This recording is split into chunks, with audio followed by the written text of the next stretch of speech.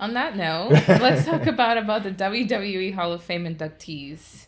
Who do we got this year? I think I Paul see Heyman, WWE Hall of Fame 2024 induction. the wise He is set man. to be inducted for the class of 2024. Question for you is, what's your initial thoughts on his induction? He deserves it. I mean, he's a controversial career, but there's no doubt he launched and well, not only being a manager throughout the years, like the Samoan SWAT team and different tag teams, he was poly dangerously. He was a great manager.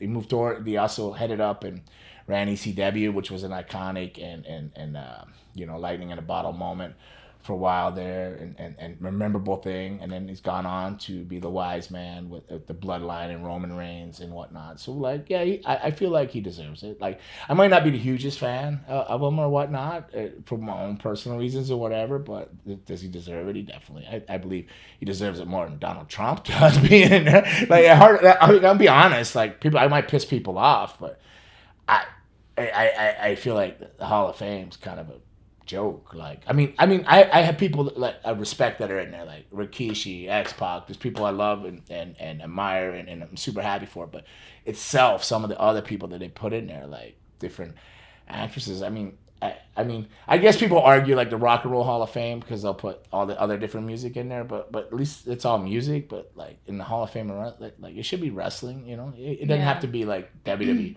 WWE wrestlers. It could be AEW, all this and this and that. But when you go throwing like uh, uh, Donald Trump or Pete Rose or somebody in that hall, it just kind of doesn't. I don't know. It just kind of loses credibility for me. But it still would be cool, and I would be flattered if I was ever. I'll never be in it probably, but it still be flattering, and I'd be honored, you know. But at the same time, I look at it like, but it's probably he deserves to be in it. Yeah.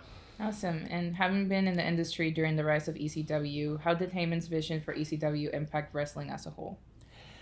It's just cutting edge. It just showed that it started out like Joe Goodhart and Todd Gordon had like Tri-State Wrestling Alliance, TWA or TWWA, or whatever it was called.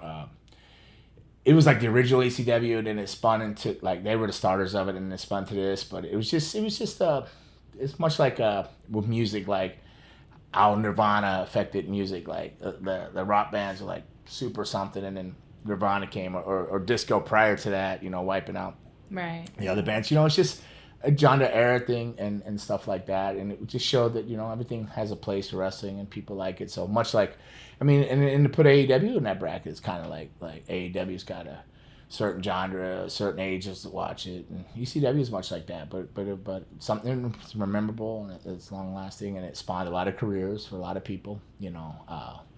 Al Snow floated all over back and forth, but when he went there, he got so over with the styrofoam heads, and they'll throw the heads in. It was great for Jerry Lynn, Too Cold Scorpio, Tommy Dreamer last year. You know, Terry Funk reemerged through that. Rhino, Shane Douglas, the Dudleys came out of there, who went on to be one of the greatest tag teams. You know, the Steiners even ended up there at some point. So people that had been around went there and still were able to do their thing, and then other people invented and coming up through like Spike Dudley, different things, and Balls Mahoney, who did Smoky Mountain and everything, but didn't blow up until ECW, and then just so many, and go on and on. Sandman, who was a surfer and wore a surf suit.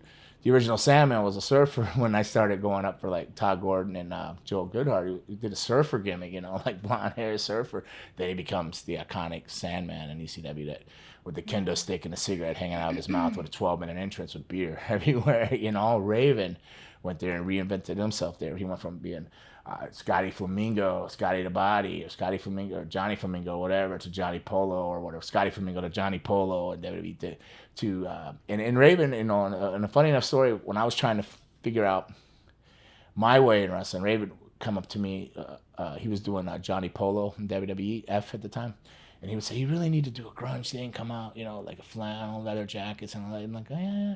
You know, and he was really trying to help me, and I know this because he went on to do it himself as Raven. You know what I mean? So I didn't feel like he was being full of shit or anything. I went, oh wow, he went on to do that. So Raven's iconic, you know, through that. So lot of people, it gave a lot of people work, gave people a platform, an outlet to be themselves and express different visions of how they interpret pro wrestling. So I think it was a great thing, you know. That's awesome. So yeah. Yeah, and in your opinion, what makes Paul such an effective manager and promoter?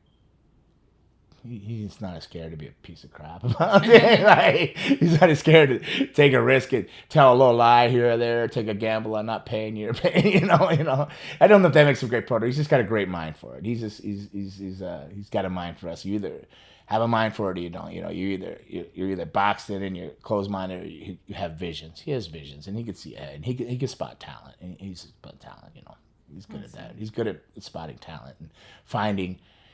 We all see, like, let's take Raymond. We see Raymond one way. Raymond. But he'll see something in Raymond that we've all missed, and then he'll take that. He'll either exploit it for himself, but ultimately he'll bring it out. And Raymond might not even know he had it. Next thing you know, Raymond's like a big star. You know what I mean? So Cool. he's great at that kind of stuff.